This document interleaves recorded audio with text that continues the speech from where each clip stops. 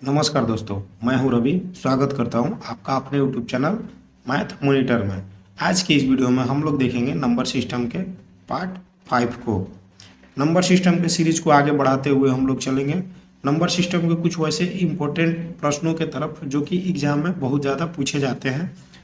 तो हम लोग चलते हैं अपने प्रश्न की ओर। देखिए, प्रश्न जो है वो इस प्रकार है। 5 क्रमागत विषम संख्याओं का योग 55 है तो सबसे बड़ी संख्या क्या होगी।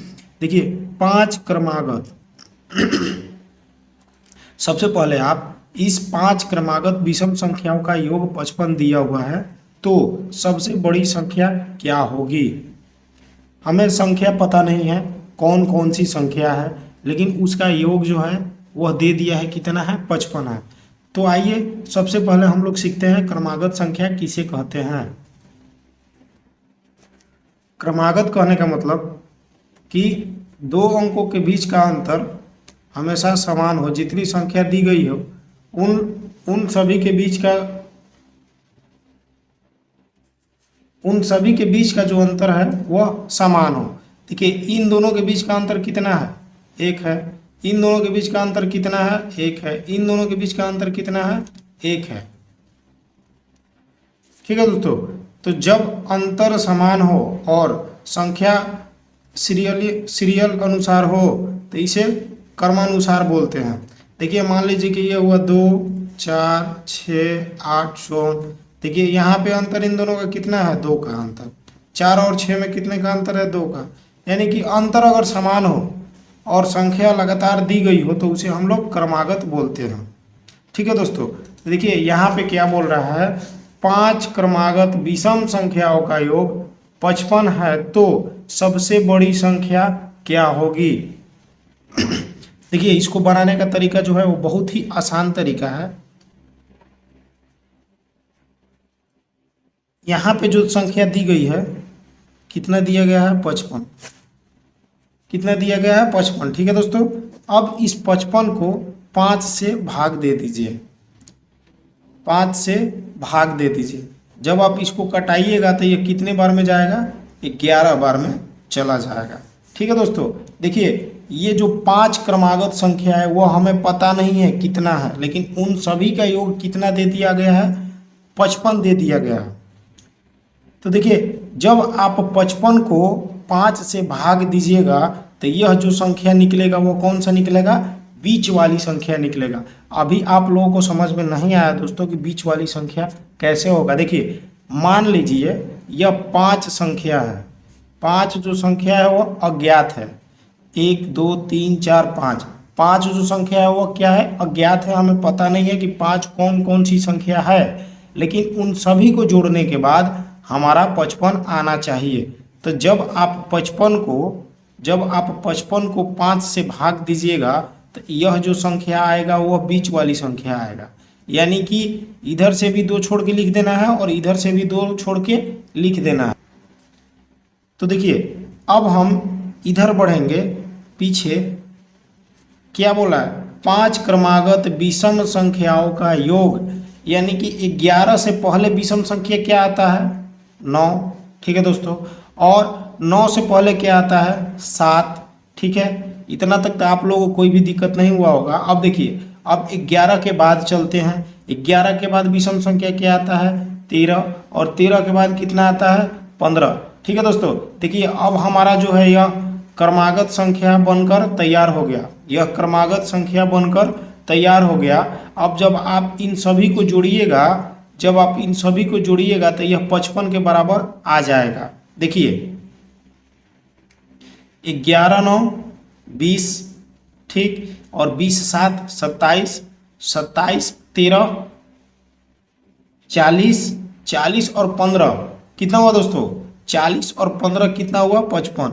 यानी कि हमारा जो यह संख्या है वह सही क्रम में फिट है, सही क्रम में तैयार हो गया। देखिए दोस्तों, इसको जब हम लोग पहले बनाते थे, इसको बनाने का जो तरीका था, हम लोग पहले क्या मानते थे कि 5 क्रमागत संख्या को 5 क्रमागत विषम संख्याओं का योग मानते थे।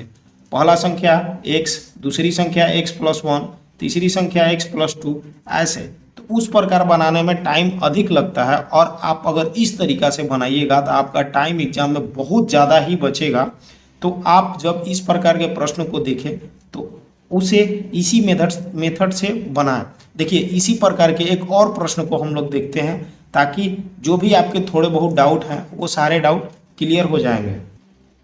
देखिए दोस्तों, दूसरा प्रश्न कुछ इस प्रकार है, 3 क्रमागत सम संख्याओं का योग 24 है, तो छोटी संख्या क्या होगी। देखिए 3 क्रमागत सम संख्याओं का योग, जो क्रमागत 3 संख्या है वह पता नहीं है कौन कौन सी संख्या है, लेकिन उसका जो योग है वह 24 दे दिया गया है।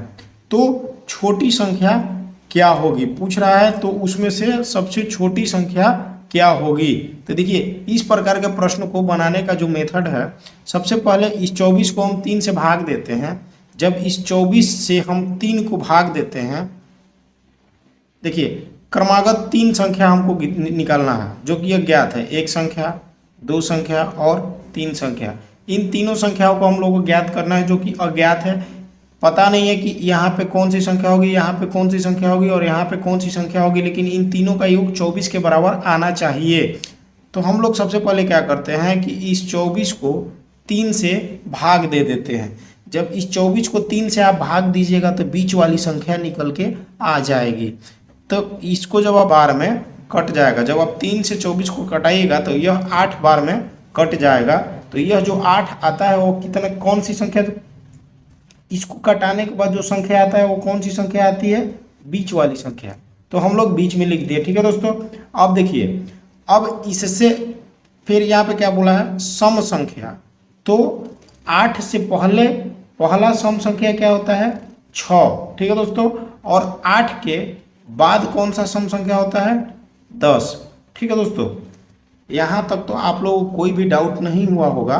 तो आप इस प्रश्न का हल बना चुके हैं, यह प्रश्न हल हो चुका है। देखिए 6, 8 और 10, जब आप तीनों को ऐड कीजिएगा तो यह 24 के बराबर आ जाएगा। 8 6 14, 14 और 10 24। ठीक है दोस्तों, यहाँ पे पूछ क्या रहा है, तो छोटी संख्या क्या होगी, यानी कि इसमें से छोटी संख्या क्या होगी, यही 6 पूछ रहा है कि यह छोटी संख्या क्या होगी। ठीक है दोस्तों, तो इसका जो फाइनल आंसर आ गया वो क्या आ गया, 6। ठीक है दोस्तों, तीसरा जो प्रश्न है कुछ इस प्रकार है, 3 क्रमागत विषम संख्याओं का योग 147 है, तो बड़ी संख्या तथा बीच वाली संख्या क्या होगी।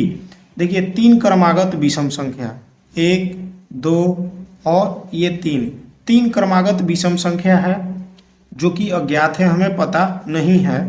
उसका योग कितना दे दिया है, योग 147 दे दिया गया है। जब 147 को हम इस 3 से भाग देते हैं तो बीच वाली संख्या निकल के आ जाती है। तो जब इस 3 से 147 को भाग दीजिएगा तो ये चल जाएगा 4। ठीक है दोस्तों,